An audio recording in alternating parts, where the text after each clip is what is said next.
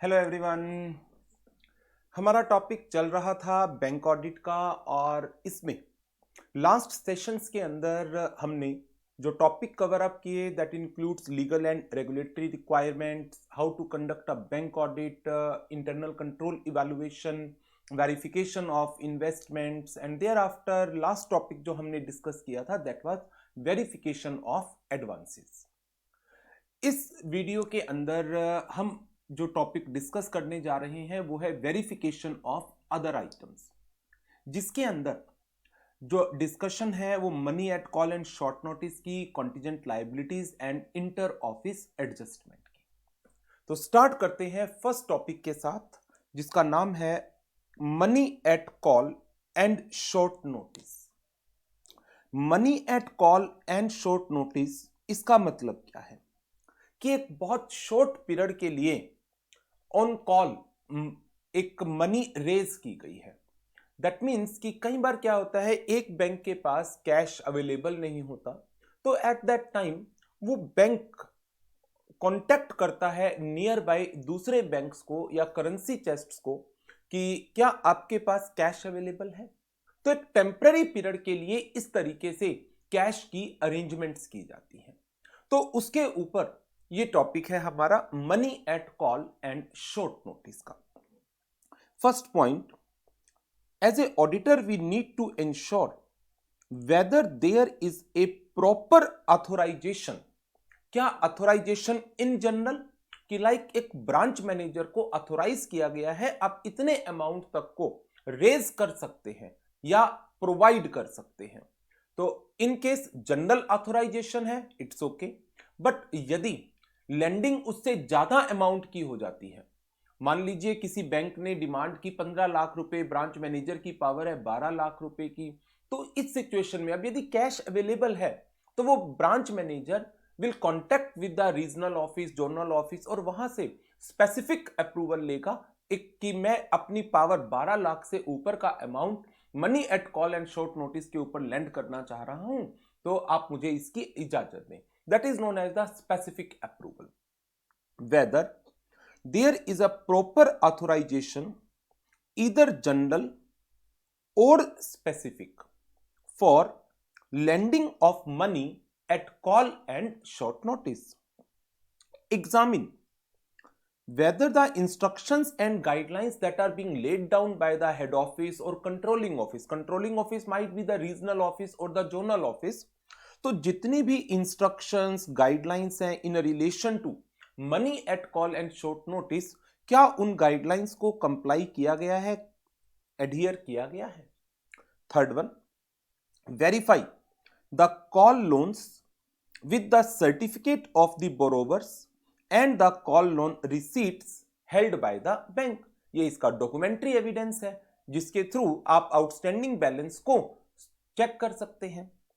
Check whether the aggregate balances of money at call and short notice जो दिखाया गया है रजिस्टर्स में, वो एग्री करता है कि जो सब्सिडियरी रिकॉर्ड्स बनाए गए हैं उनके बैलेंसेस मैच करते हैं with the balances as shown in the control accounts as per the general ledger. Banking system के अंदर एक सब्सिडियरी लेजर्स बनते हैं और दूसरा जो है मेन जनरल लेजर्स अकाउंट्स बनते हैं। जो सब्सिडियरी लेजर्स है या सब्सिडियरी बुक्स है या डे बुक्स है, उसके अंदर आप एक ट्रांजैक्शन को रिकॉर्ड करते हैं और उनका अकाउंटिंग इफेक्ट जो है वो अकाउंटिंग रिकॉर्ड के अंदर आता है।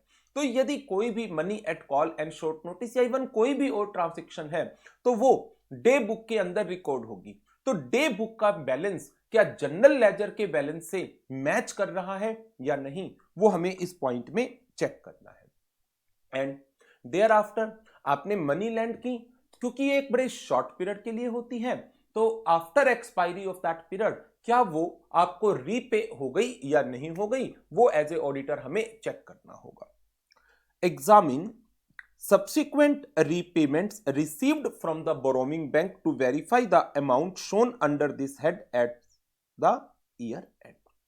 So 5 पॉइंट है। नंबर 1 जो आपको दिमाग में रखना है या जिनकी आप हेडिंग बना सकते हैं, ऑथोराइजेशन वेदर जनरल और स्पेसिफिक।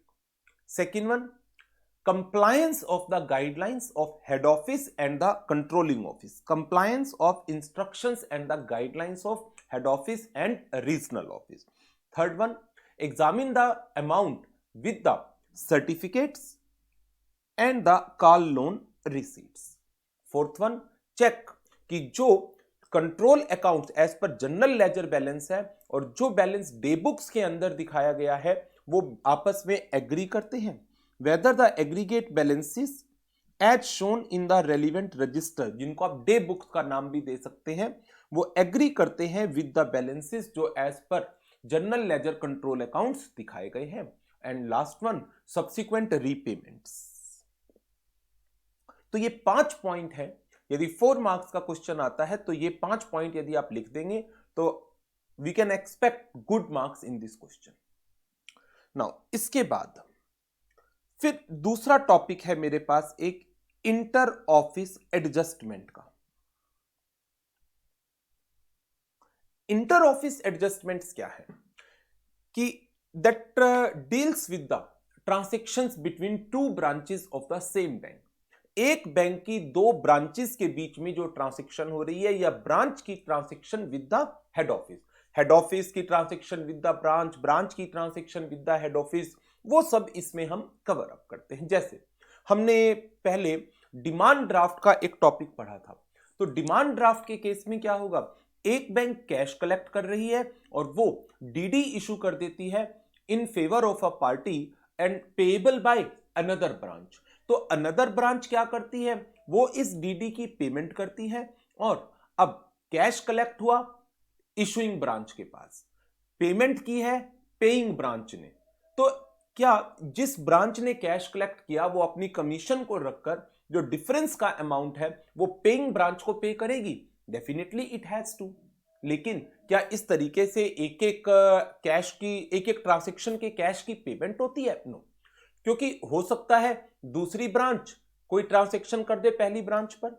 अब बैंक की बहुत सारी ब्रांचेस होती हैं, तो इन सिचुएशंस के अंदर ये जो ट्रांजैक्शंस होती हैं ये जनरली हेड ऑफिस अकाउंट के नाम से कर ली जाती है और हेड ऑफिस इनको अपनी बुक्स में शो कर लेता है.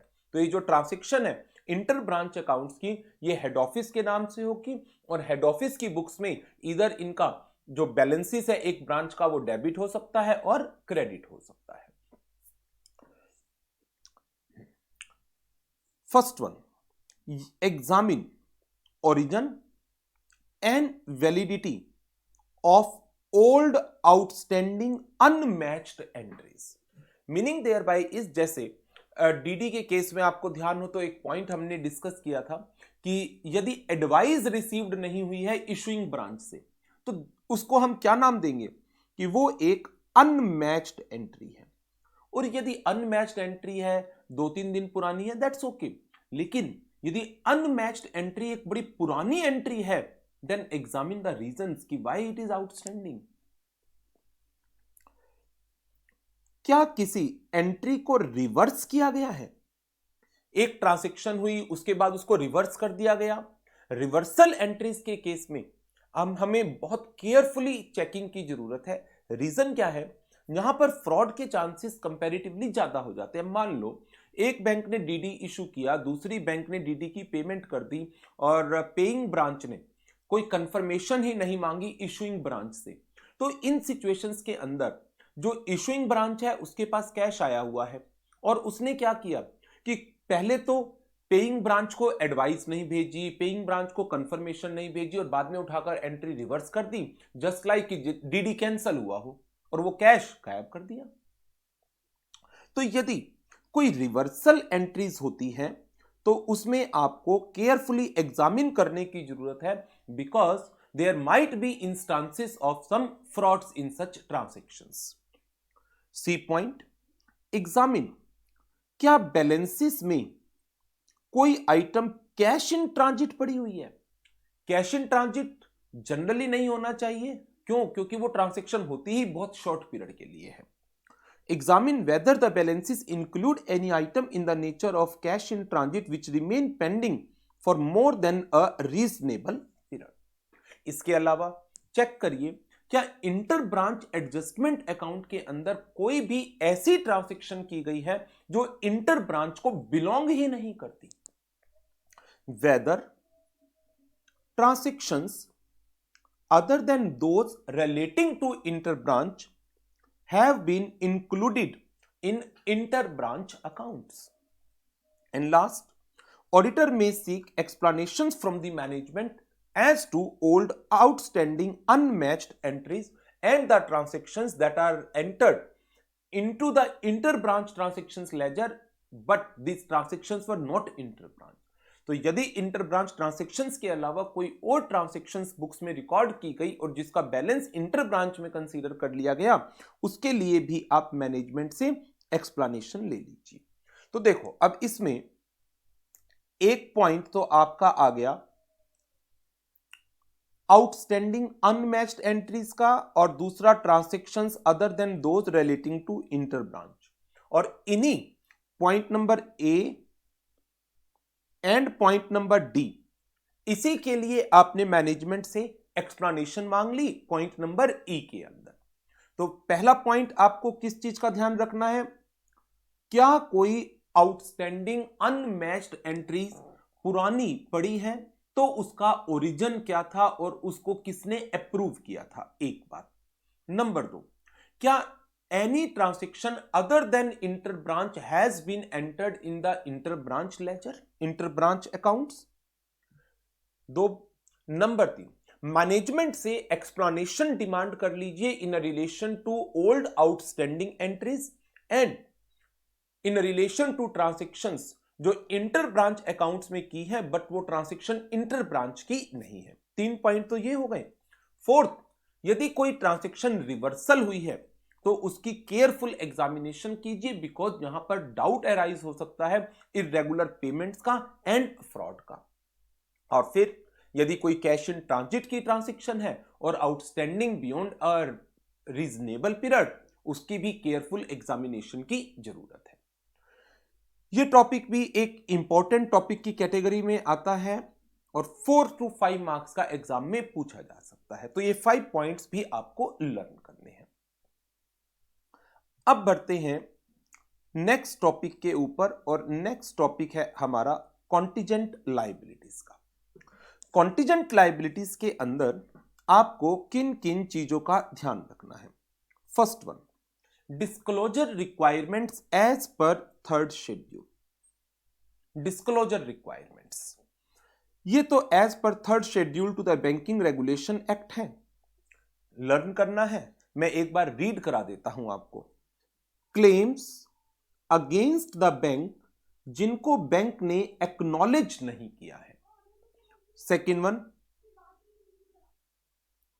Liability for partly paid investments. Investments partly paid है तो इसके अंदर लायबिलिटी अराइज हो सकती है जब इन्वेस्टमेंट, जिस एंटिटी में इन्वेस्टमेंट कर रखी है वो अनपेड अमाउंट की डिमांड कर ले।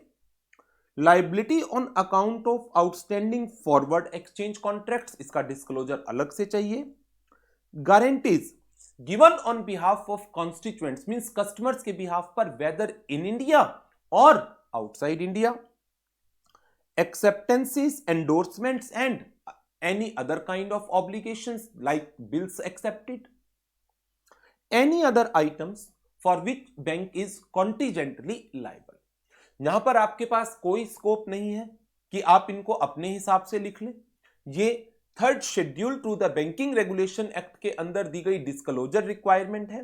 तो जिस पॉइंट्स के अंदर शेड्यूल में डिमांड की गई है उन्हीं पॉइंट्स को आपको अपने आंसर में कवर अप करना होगा।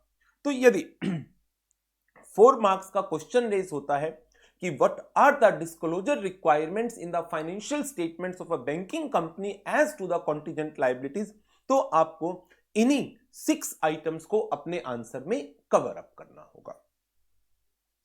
अब बात करते हैं कॉन्टिजेंट लायबिलिटीज के वेरिफिकेशन पॉइंट्स की। सिंपल पॉइंट है, जैसे आप किसी भी एंटिटी की कॉन्टिजेंट लायबिलिटीज को एग्जामिन करते हैं, इन अ सिमिलर मैनर यहां पर आप बैंकिंग एंटिटीज की कॉन्टिजेंट लायबिलिटीज को एग्जामिन करेंगे। A certain the existence of adequate internal control to check whether the transactions that resulted into the contingent liabilities were properly authorized, approved by the appropriate person. Transactions that give rise to contingent liabilities are executed only by the persons who are authorized to do so. Means transactions are authorized one. Second one, क्या adequate records in a relation to such obligations जिनके कारण contingent liabilities arise हो रही है, क्या accounting records adequately maintained किए गए हैं? So ascertain क्या accounting system of the bank provides for the maintenance of adequate records in respect of such obligation. Third, perform substantive audit test to establish the completeness of the recorded obligation. तो यहां पर आपने किस assertion को check कर लिया? completeness को. Next, review the reasonableness of the year end amount of the contingent liability. कि बैलेंस शीट डेट पर कितनी contingent liabilities एग्जिस्ट करती है, क्या वो रीजनेबल है, और उसकी रीजनेबलनेस को आप कैसे आइडेंटिफाई कर सकते हैं? Compare the balance with the balance that exist on the balance sheet date. Balance sheet date कौन सी? लास्ट ईयर की. लास्ट ईयर की बैलेंस शीट डेट पर कितना आउटस्टैंडिंग था और करंट ईयर की बैलेंस शीट डेट पर कितना आउटस्टैंडिंग है. By way of comparison you can ascertain the reasonableness of the contingent liability. यदि बैलेंसेस अप्रोक्सीमेट सेम है तो एक कॉन्फिडेंस डेवलप हो सकता है, एक एश्योरेंस आ सकता है. But if there is a significant upward or downward amount, in that case ask explanation from the management in relation to कि इतना डिफरेंस क्यों आया है बैलेंसेस के अंदर. obtain management representations as to the disclosures of all contingent liabilities. And last one, ensure compliance of AS 29. Obtain representations from the management that all contingent liabilities have been disclosed and ensure compliance of accounting standard 29. तो verification points के अंदर जो हमारी main assertions आ गई. First,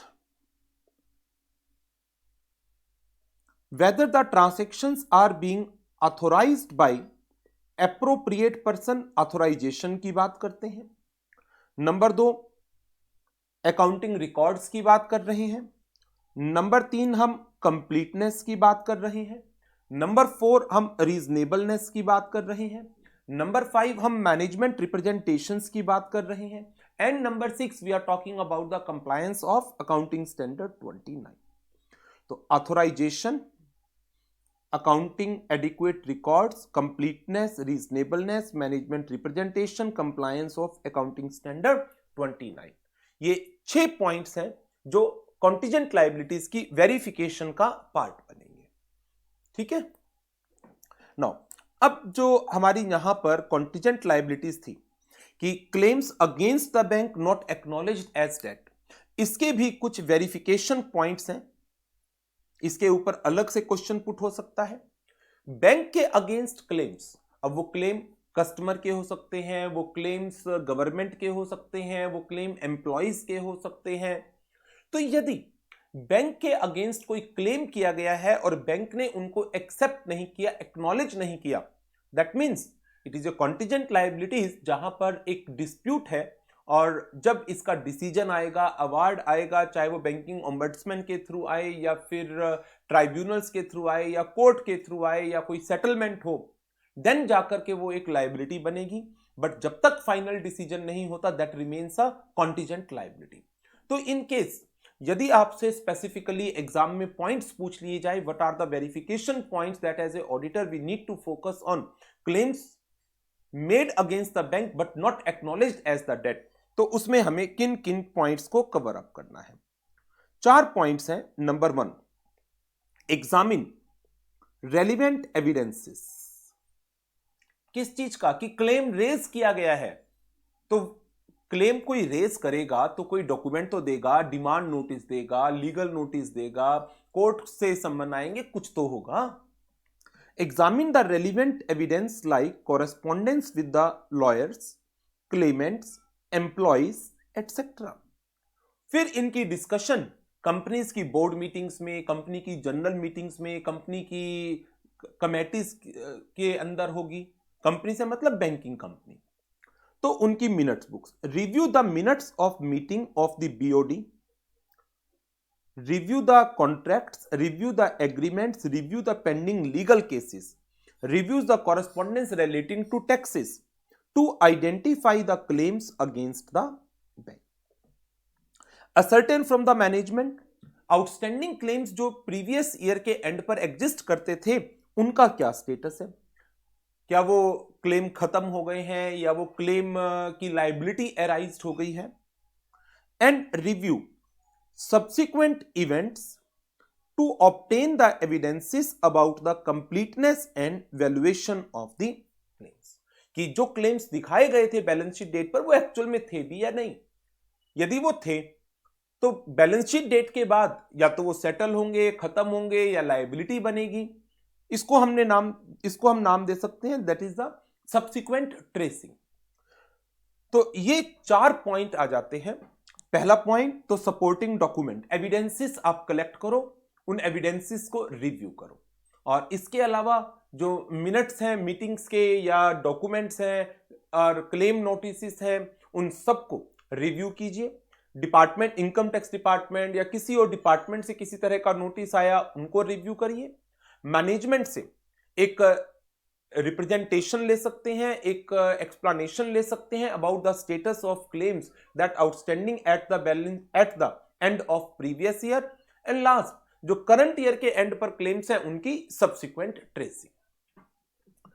सो ये हमारे points हो गए claims against the bank which are not being acknowledged by the bank. Last one, guarantees. यदि बैंक ने कोई गारंटी दे रखी है on behalf of the customers, constituents, whether in India और आउटसाइड इंडिया, ये भी हमारी एक डिस्क्लोजर रिक्वायरमेंट्स होती है। Guarantees given on behalf of constituents whether in India और outside India.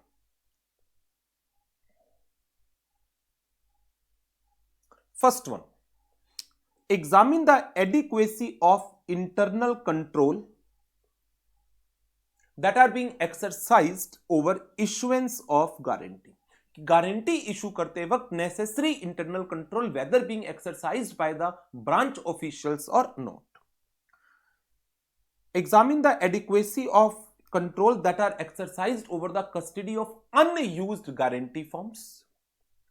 Examine whether the prescribed procedure of marking of किसकी होगी? गारंटी एक पर्टिकुलर पीरियड के लिए होती है, जब पीरियड एक्सपायर हो गया या जब गारंटी इन्वोक कर ली गई, उसके अगेंस्ट क्लेम पे कर दिया गया, देन गारंटी रजिस्टर में से उस गारंटी को आपको मार्क ऑफ करना है, हटाना है, ताकि बैंक की लायबिलिटी को आप बता सके खत्म हो चुकी है। Examine whether the prescribed procedures for marking of the expired guarantee is being followed or not.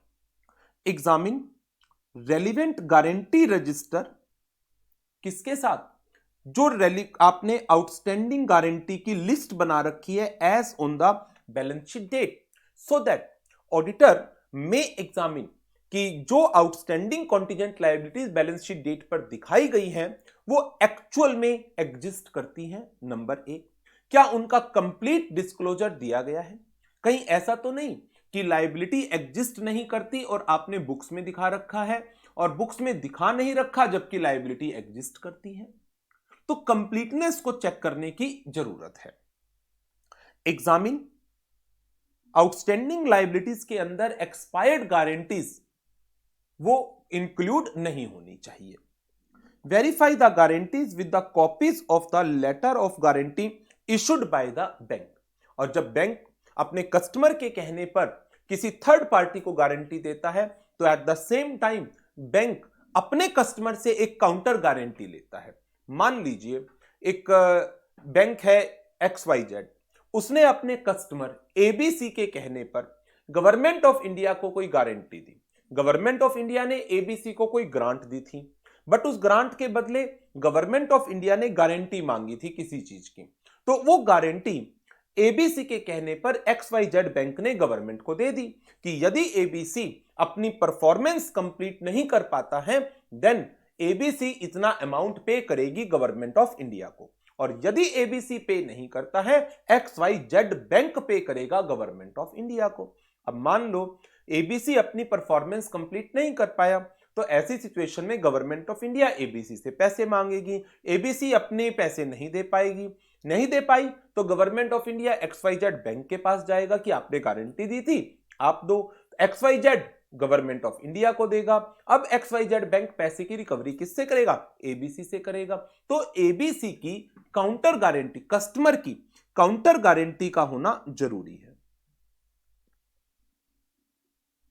Next, जब गारंटीज दी जाती है तो बैंक अपने पास मार्जिन मनी रखता है in the form of securities, and generally वो एफडी होती है, फिक्स डिपॉजिट रिसीट्स, उनको चेक करिए। And last, ensure the compliance of accounting standard 29। तो ये हमारे पॉइंट्स हैं in relation to verification of guarantee, और इसमें जितने इंपॉर्टेंट पॉइंट बनते थे as to the verification of other items वो मैंने सारे के सारे कवर कर लिए हैं। Money of call and short notice, inter office adjustment, disclosure requirements of contingent liabilities, verification points of contingent liabilities, verification points of claims made against the bank not acknowledged as date, and verification of guarantees.